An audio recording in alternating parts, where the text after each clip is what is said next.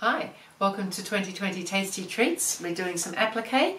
We're doing a series called In the Playroom. So we're doing a whole lot of things that we think you might see in a playroom. Fun things, toys mostly. We've already done a piggy bank. So these are the ones we're doing. This time we're going to be doing a little pull-along toy. So I've already started positioning everything. I'm doing fused raw edge applique. So here's the elephant here. He's got a nice little saddle on.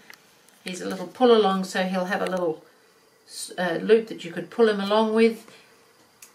So it's got the fusible web, so I'm just positioning, nothing's ironed yet, I'm just positioning everything, and then he has this kind of fun little saddle on his back here, and there's 3 layers to this. We wanted some nice bright colours there, and one more to go. And I think that's looking pretty exciting. I would like a little pull-along toy like that. So I've gone ahead, everything's sort of tucked under, so his feet are tucked under as if he's standing on that nice wooden block. We've got the wheels, we've got a tiny piece for his eye. I think he's looking pretty amazing. So I'm just going to iron him in place. Now I'm doing free motion applique, so I need to have a stabilizer behind, so I'm using just a lightweight cotton batting as my stabilizer. That helps hold everything nice and smooth while I do the free motion stitching. So I'm using a dark grey thread. I've got my machine all set up with the free motion foot and the thread, and I can just go ahead and start stitching. I might actually start on the little saddle because it's a little bit busy perhaps for stitching, just so that you can see how I do that, but it's really just a matter of just following through. So I'm just going to start over on this red bit here and then come across the top so that it's kind of all in place.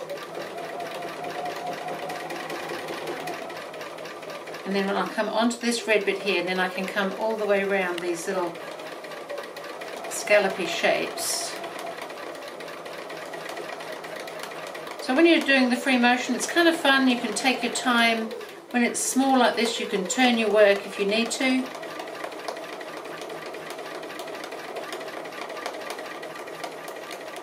It's a fairly quick way of doing things.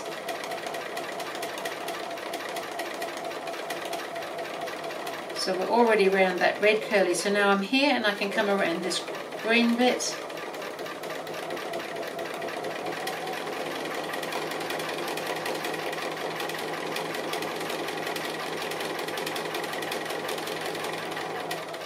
And along here, and now around the yellow, and we've done all that fiddly already. It's amazing. And now I can just actually just backtrack a little bit here and come back onto the elephant. Now he has a little tail. It's marked in the pattern. I didn't mention that with GourmetQuilter.com there's a pattern that you can purchase, and you get a download of each shape that we're appliquing so that you can print it out. So he's got this little tail. It's just like a little string tail, and so you could just do that in the stitching, and it's really just a matter of coming down and a little bit at the end there, and then you would come back up again. Now you may want to go over it 2 or 3 times to give it just a little bit more definition, or you may not, and then you can continue on with the applique.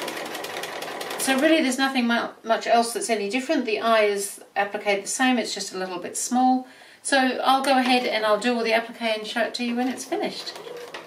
So I'm just coming down the last bit now. I've got to do his trunk. It's looking pretty cute.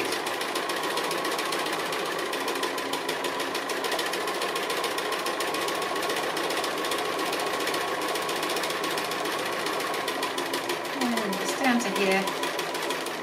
Couple of stitches on top of each other to lock off. We're done. So I'm going to just give them a quick press. So I went ahead, you saw me do the little tail, I did the loop in just the same way. Otherwise everything was just straightforward applique on our little pull-along toy. So he can sit up here underneath our piggy bank. They're quite happy, they can have a little chat together.